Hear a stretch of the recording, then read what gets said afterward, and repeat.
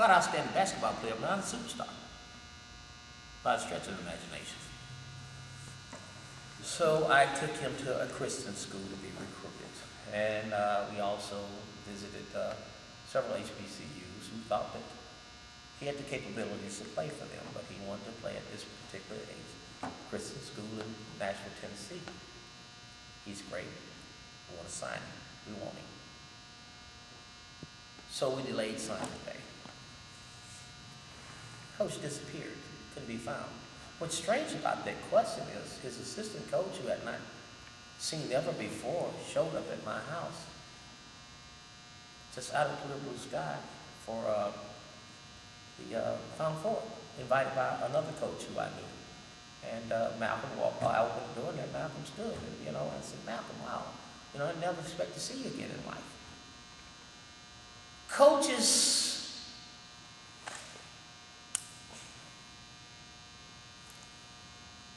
let's just face it, they have to do everything they can to recruit. It's their job.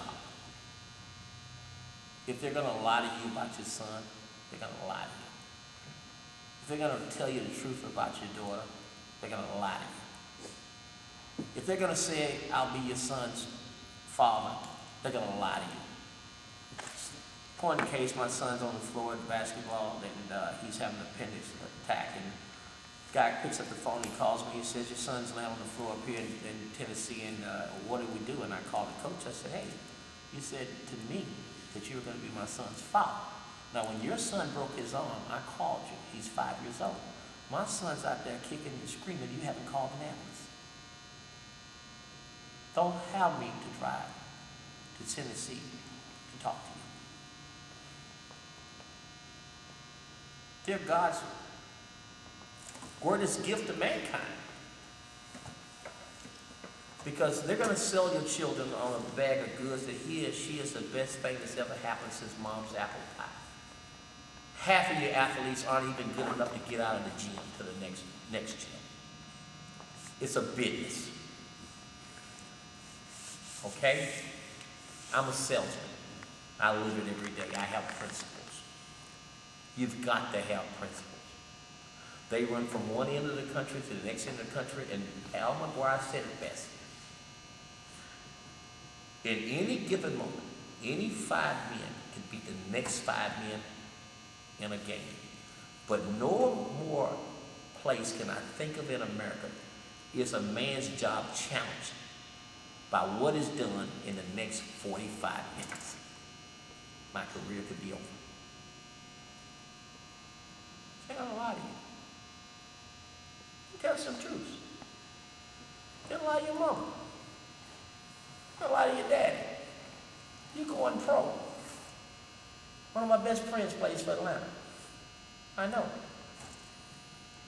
Most kids come from a home background that is broken. Most kids want to take care of their mothers. Men, they're recruited.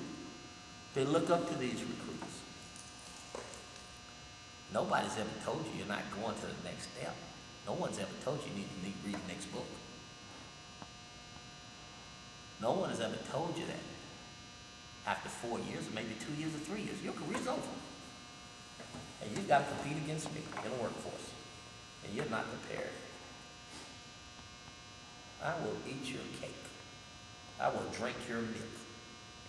I will throw you out with the baby. Because it's what I do best. But at least I'm going to be honest with you. This is America. This is true entrepreneurship. Get prepared. Be ready. So that the next time a coach talks to you about recruiting your child, your daughter, you understand the truth. You tell them you got it from Mr. Smith.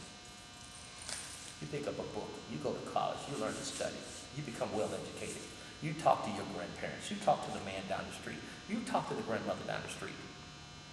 Those people have history in your community. They know what they're talking about. They've seen it before.